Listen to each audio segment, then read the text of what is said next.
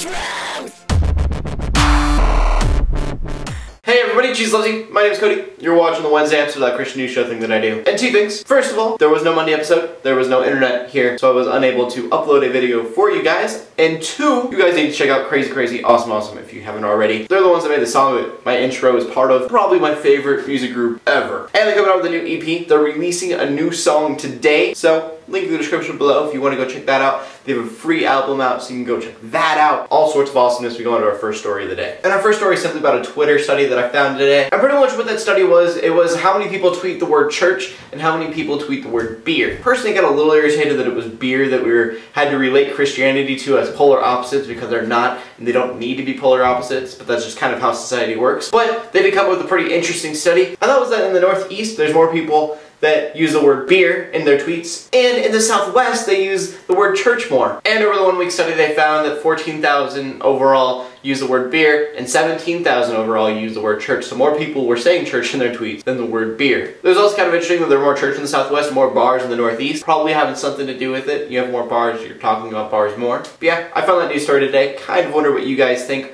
Why do you think people say church more in some places and say beer more in the others? Yeah, leave a comment in the comment section below with your answer. Curious to see what you guys say. And our next story is about TBN, Facebook, and Jonathan Rovetto. So Jonathan Rovetto used to be an assistant engineer at TBN, which is the Trinity Broadcasting Network, but he was starting to see how people were misusing money and things like that, so he decided to make a Facebook post. Pretty much what the Facebook post said is, you guys are terrible with money. You're spending it in all the wrong places, and it's not a ministry anymore, it's a business. It's paraphrasing a little bit, but yeah, he on his Facebook page told everybody how he hated the network that he worked for, how they were misusing their money, and that they should be shut down. So what TBN decided to do was get to his account, figure out what he said, and then fire him. And part of me is like, that's so wrong that they could fire you off of Facebook, but if you're gonna rant about anything, don't rant it on Facebook where everybody can see it. According to this story, he kind of expected he was going to be fired, and he just didn't care. He just felt that he needed to get the truth out there. He said on his Facebook post that people really didn't like the network, there was all these prosperity gospels, and pretty much that it was just a boring network in general. So I guess the moral of the story is, if you don't want to get fired, don't post how much your job sucks on Facebook. And if you want to get a business really bad publicity, post them on Facebook. And because I love technology type news days, we talk about the Family Christian Store's new tablet. And that new tablet is just like any other tablet, except that it reads books and it's Christian safe. It is a cheaper tablet at $149, but it's smaller than the Kindle. Its resolution's pretty poor. There's just a lot of reasons not to like it, but it's Christian friendly and it has a bunch of Christian safe things like family friendly safe browsing and things like that, some books that are already on there. At first I was really excited about this, and then I was like, nah, because there's this really fine line where you have Christian apps, cool, awesome. But then you have a Christian tablet and you're like, ah, a little far. It's kind of like the Facebook thing. You could have a Facebook, it's the best social network ever, and you'd have Christian stuff in that network. But once you make a Christian network, it just seems cheesy and fake. Now, I do know that some Christian social networks are working well and they're doing great, but they're not Facebook. And it's because Christians don't need it. Christian music, great. Christian iPod, it gets a little weird. And I do realize there's a really fine line that people have to research on that. Again, I'm not saying this is a terrible thing, but it looks like it's cheaply made. It's just for Christians who want some more Christian things to make them feel more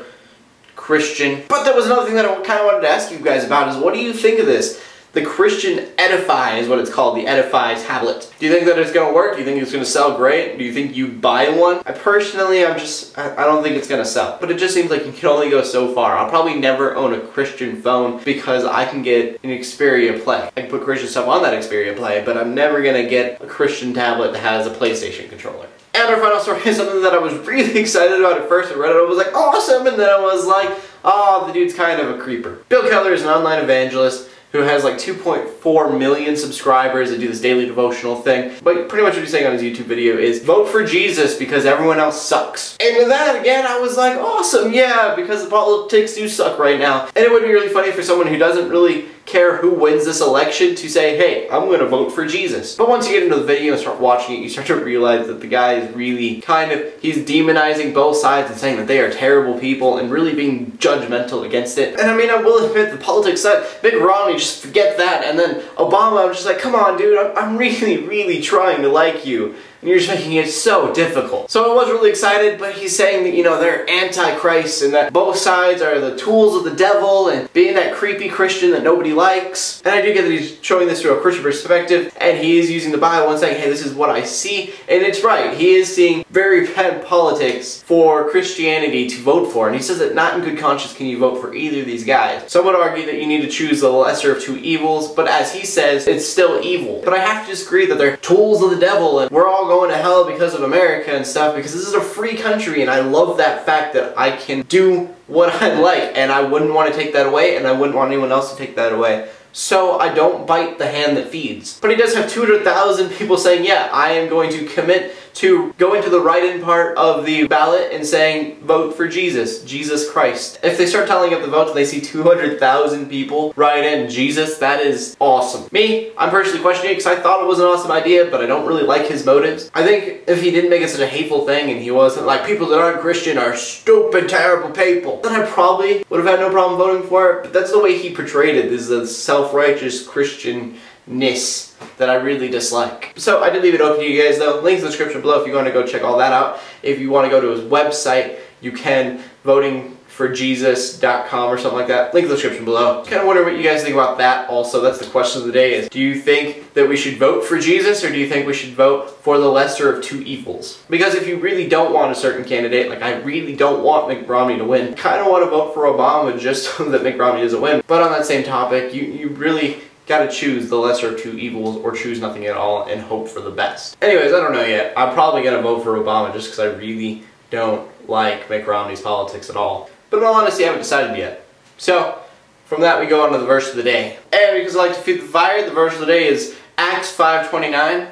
Paul and the other apostles replied, we must obey God rather than men. But yeah, I just saw that and I was like, oh, that's perfect to feed the fire of people who are probably already angry that people want to vote for Jesus instead of a president. Again, I really don't know what I'm going to do. Anyways, that's all that I found interesting in the news today. So in closing, haters keep hating, Christians keep praying. To everybody, like, subscribe. I will see you later, and God bless.